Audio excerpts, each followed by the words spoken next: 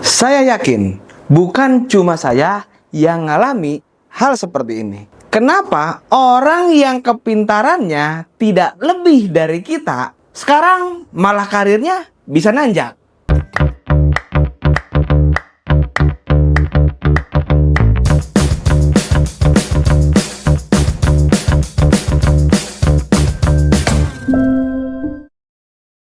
Entah itu teman sekolah, teman kuliah, teman main, saudara, dan yang lain kelihatannya biasa-biasa aja.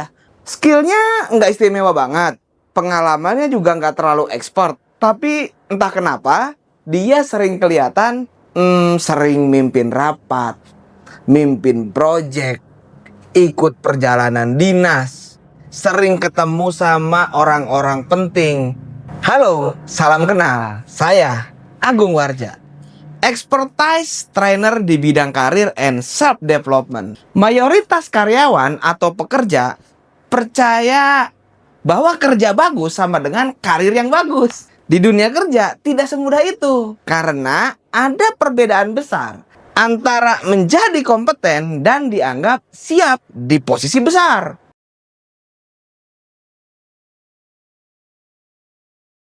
Biasanya pekerja ini fokusnya hanya pertama, target, kedua, tugas, tiga, KPI.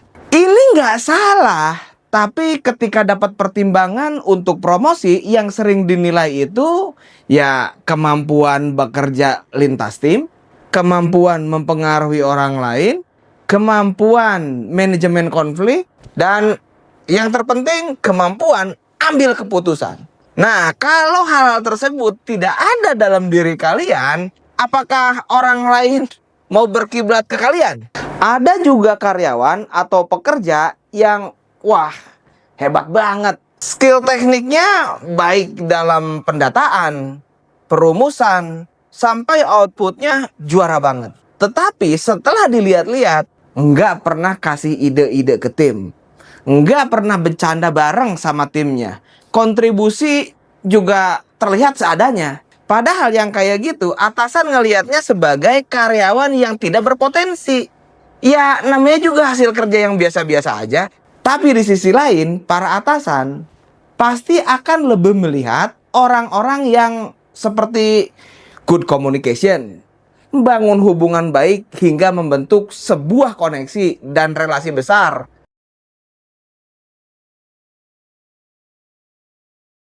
Saya tahu yang namanya karir naik itu tidak terlepas dari takdir yang maha kuasa. Tapi di sini saya coba bahas dari perspektif self developmentnya. Kalian lihat dulu bahwa perusahaan memberikan posisi atau jabatan tinggi karena perusahaan sedang memberikan pertama kewenangan, kedua tanggung jawab, ketiga resiko. Makanya mereka cari orang yang bisa dipercaya, bukan cuma orang pinter. Selain konsistensi dan komunikasi, trust atau kepercayaan dibangun juga dari kedewasaan dan integritas. Sehingga kalau cuma pinter doang, tapi nggak bisa dipercaya, out.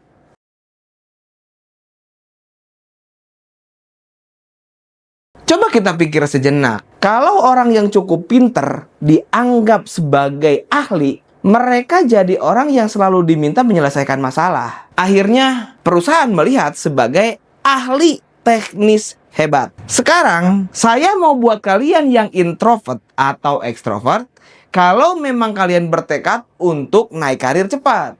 Pertama, jangan langsung terpancing dengan pencapaian orang lain, tapi perlahan ubah sikap kalian. Jelas, ini butuh waktu untuk membuka komunikasi, bangun hubungan baik, hingga terlibat kontribusi. Tapi memang, bangun kepercayaan itu proses tidak seperti menjentikan jari. Sekarang, masuk ke solusi yang kedua. Dalam perkembangan karir kalian, sebisa mungkin kompetensi harus match dengan value kalian di mata organisasi atau di perusahaan tempat kalian bekerja. Terapkan konsep agility dimanapun kalian bisa berpikir fleksibel terhadap kondisi. Adaptasi dengan situasi. hingga mendapatkan pelajaran dari setiap pengalaman yang dilewati.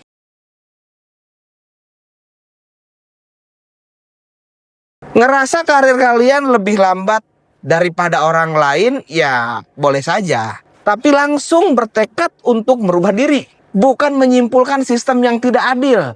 Seolah-olah dunia tidak berpihak pada kalian. Menganggap bahwa kalian adalah sebagai korban. Di dunia kerja, menjadi hebat itu penting. Tapi menjadi dipercaya sering kali lebih menentukan arah karir kalian. Kita sharing-sharing aja di komentar biar saling bantu terkait masalah ini. Sampai jumpa di kesempatan berikutnya. Bye.